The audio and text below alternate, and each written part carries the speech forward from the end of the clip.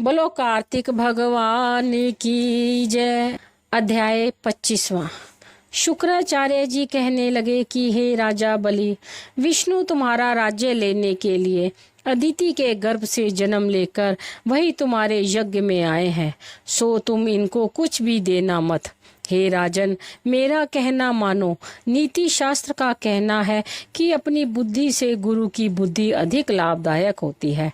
तब बलि कहने लगे कि गुरुजी, आप मुझे अधर्म की शिक्षा क्यों देते हैं? घर पर आए हुए याचक को दान ना देना राजा के लिए अत्यंत अधर्म की बात मानी जाती है, और यदि स्वयं विष्णु भगवान ही याचक बनकर आए हैं तो इसके बराबर मेरे लिए सौभाग्य की और क्या बात हो सकती है। मैं जितने भी यज्ञ करता हूँ केवल विष्णु की प्रसन्नता के लिए ही करता हूँ। अतएव यह विटुक जो भी मुझसे मांगेगा मैं अवश्य इसको दान दूंगा। इतने में ही वामन भगवान राजा बलि के यज्ञ के मंडप में आ गए। तब बलि ने आराध्यादि देकर उनका यथोचित आदर सत्कार किया, फिर हाथ जोड़कर खड़े हो गया और कहने लगा कि हे नाथ, मैं कृतार्थ हो गया जो आज आपने यहाँ आकर दर्शन दिए। क्या कीजिए, मैं और आपकी क्या सेवा करूं? तो मैं तो आपका सेवक हूँ। भगवान कहने लगे, हे राजन, हमको तप करने के लिए 3 पग पृथ्वी चाहिए। राजा बलि हंसकर कहने लगे कि हे विटुक, तुमने यह क्या मांगा? कुछ धन, ग्राम या कोई शहर मांगा होता। वामन जी कहने लगे कि हे दैत्यराज, मुझको किसी प्रकार का लोभ नहीं। मुझे तो इतनी भूमि चाहिए जिससे मेरा कार्य हो जाए। हे राजन, पृथ्वी का दान करना राजा का परम धर्म है। भूमि दान करने वाला जन्म मृत्यु से मुक्त होकर विष्णु के परम धाम को प्राप्त हो जाता है। जिस राजा ने भूमि का दान दिया, समझो उसने सर्वस्व दान दे दिया। राजन, यह पृथ्वी सदैव किसी के पास नहीं रही। माधानता जैसे राजा आज कहाँ है? चंचल लक्ष्मी से जो अपना मार्ग सुधारते हैं वे धन्य हैं।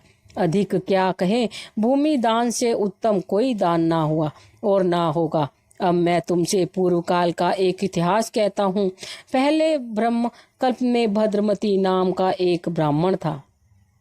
उसके श्रुता, सिंधु, यशोमती, शोभा, कामनी, मालिनी नाम की 6 स्त्रियां तथा अनेक पुत्र थे। अतः वह और उसकी संतान भूख से अति दुखित हो गए। इस दरिद्रता के कारण वह स्वयं को धिक्कारने लगा। फिर वह अपने कुटुंब सहित कौशाम्बी नाम की नगरी में चला गया। वहां जाकर भद्रमती ने सुघोष नाम के एक धनी ब्राह्मण से 5 पग भूमि मांगी तो उसने भूमि दे दी। इसी भूमि दान के कारण उस सुघोष नामक ब्राह्मण को विष्णु का परम पद प्राप्त हुआ। फिर भद्रमती ने वह भूमि एक दूसरे ब्राह्मण को दे दी, जिससे उसे भी मोक्ष प्राप्त हुआ। इस कारण हे राजन, हमें 3 पग भूमि दो, जिससे हम भी मोक्ष का साधन प्राप्त करें।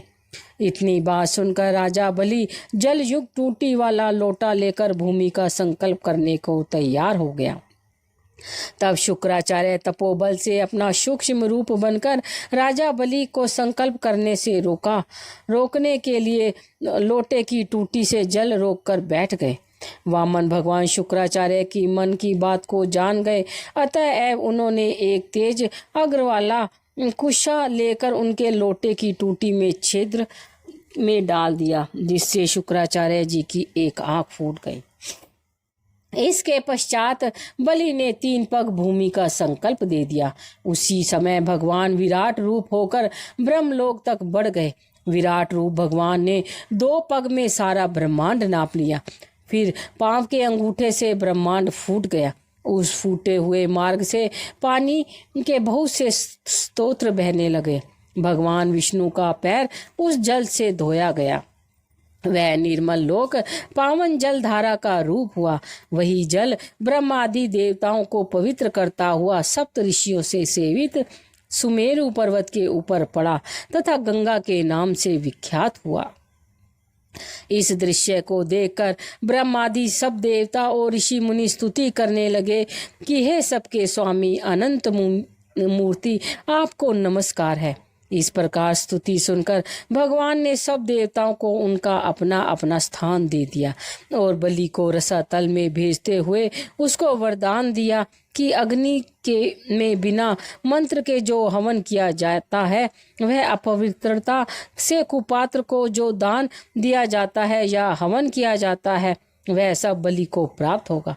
इस प्रकार भगवान ने देवताओं को सुंदर स्वर्ग तथा बलि व अन्य देवताओं को रसातल में भेज दिया। इतना सब कुछ करके विराट रूप भगवान वामन रूप हो गए। तब देवताओं तथा ऋषियों ने भगवान की स्तुति की। तदंतर वामन जी तप करने के लिए चले गए।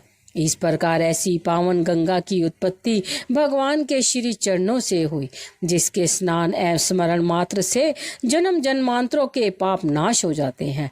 इस प्रकार कार्तिक महात्म का 25वां अध्याय समाप्त हुआ। अध्याय 26वां।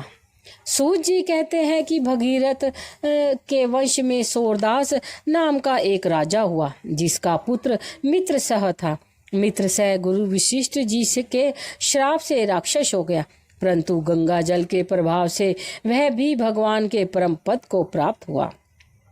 ऋषि पूछने लगे कि हे सूत जी, गुरु वशिष्ठ ने किस कारण से श्राप दिया, सो आप कृपा करके यह कथा विस्तार पूर्वक कहिए। तब सूत जी कहने लगे कि हे ऋषियों, एक समय अति धर्मज्ञ राजा सूरदास कुछ साथियों सहित शिकार खेलने के लिए वन में गया। वहां पर अनेक मृगों का शिकार किया, फिर भी भूख और प्यास से दुखित हो राजा नदी के तट पर आया। यहाँ पर उसका पुत्र मित्रसह नित्य नियम करता था। राजा ने रात्रि वहीं पर ही बिताई। प्रातःकाल होते ही वहां से उठकर फिर शिकार की तलाश में चल पड़ा। कुछ दूर जाकर राजा ने देखा कि पर्वत की कंदरा में एक व्याघ्र और व्याघ्री मैथुन कर रहे हैं। राजा ने उनको देखते ही धनुष पर बाण चढ़ाया और उन पर छोड़ दिया। बाण के लगते ही व्याधि घायल होकर पृथ्वी पर गिर पड़ी और थोड़ी ही देर बाद मर गई। तब व्याघ्र राक्षस दूर रूप धारण कर बड़े क्रोध में आकर कहने लगा कि राजन, तुमने मेरे साथ बड़ा अन्याय किया है, उसका बदला मैं तुमसे अवश्य लूंगा। ऐसा कहकर वह राक्षस अत्यंत दुखी हुआ। तत्पश्चात राजा ने अपनी नगरी में आकर संपूर्ण वृत्तांत अपने मंत्रियों से कहा। कुछ समय बीतने पर राजा सूरदास ने मुनियों को बुलाकर अश्वमेध यज्ञ किया और गुरु वशिष्ठ जी ने विधि पूर्वक ब्रह्मादि देवताओं को हवि देकर यज्ञ समाप्त किया। फिर स्नान करने के लिए नदी के तट पर चले गए। इतने में वही राक्षस, जिसकी राक्षसी व्याघ्री को राजा ने वन में मार दिया था, क्रोधित होकर अपना बदला लेने के लिए वहां पर आया और गुरु वशिष्ठ जी को वहां पर ना देखकर उन्हीं का रूप धारण कर राजा से कहने लगा कि हे राजन, हम मांस खाएंगे, अतः हमारे लिए मांस बनवाओ, हम स्नान करके अभी आते हैं। इतना कहकर वह वहां से चला गया। फिर उसी राक्षस ने रसोइये का रूप रखकर राजा को मनुष्य का मांस पकाकर दिया। जब वास्तविक गुरु वशिष्ठ जी स्नान करके वापस आए तो राजा ने सोने के थाल में सजा हुआ मांस मिश्रित भोजन उनके आगे परोस दिया।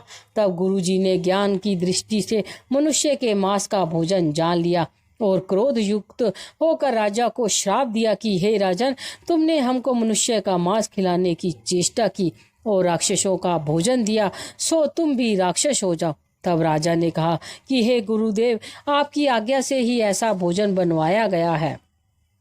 यह सुनकर विशिष्ट जी ने ज्ञान की दृष्टि से राक्षस द्वारा राजा के चले जाने का संपूर्ण वृत्तांत जानकर राजा को बतलाया। तब राजा ने भी क्रोधित होकर अंजलि में जल लिया और कहा कि आपने अकारण मुझको श्राप दिया है, इस कारण मैं भी आपको यही श्राप देता हूँ। तब राजा श्राप देने को तैयार हुआ तो उसकी रानी दमयंती कहने लगी, आप क्षत्रिय के पुत्र हैं, क्रोध को त्याग दें, जो भोग आपके भाग्य में लिखा है उसको भोगे। जो मनुष्य गुरु से हुंकार तुंकार करता है वह वन में जाकर ब्रह्म राक्षस होता है। स्त्री के ऐसे वचनों को सुनकर राजा क्रोध त्याग कर विचरने लगा कि अब क्या करना चाहिए।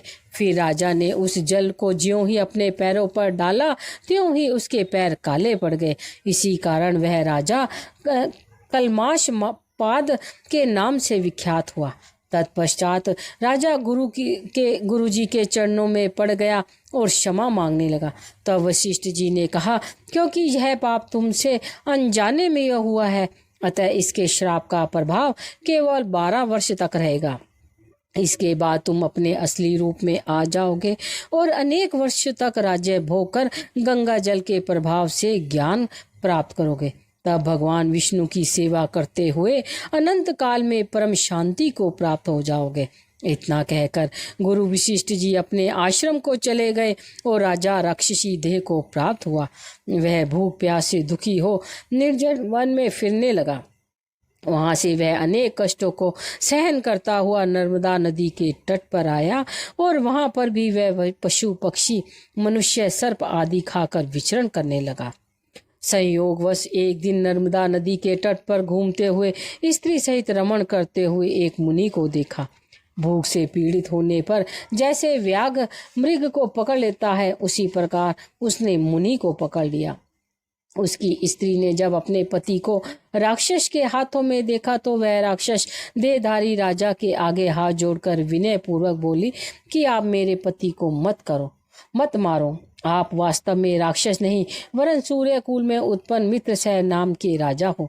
मेरा पुत्र भी बालक है, अतः मैं बिना पति के इस वन में कैसे निर्वाह करूंगी। अतः तुम मेरे पति के प्राण दान दे दो। प्राण दान के समान अन्य कोई दान नहीं है। उस स्त्री की इस प्रार्थना को राक्षस पर कोई प्रभाव नहीं पड़ा और जैसे व्याघ्र एक मृग के बच्चे को पकड़कर खा जाता है, वैसे ही उस मुनि को ज्यों ही उस समय अपनी स्त्री के साथ मैथुन कर रहा था पकड़कर खा गया। तब मुनि की स्त्री ने उसे श्राप दिया कि मैथुन करते हुए तुमने मेरे पति को मारा है, अतः तुम भी जब मैथुन करोगे तो मृत्यु को प्राप्त हो जाओगे और पुनः राक्षस देह को धारण करोगे।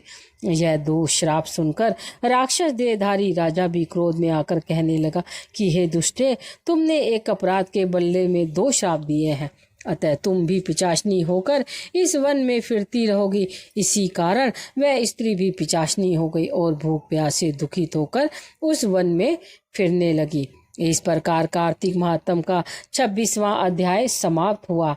बोलो कार्तिक भगवान की जय। अगर मेरी ये वीडियो पसंद आए तो लाइक जरूर कीजिएगा।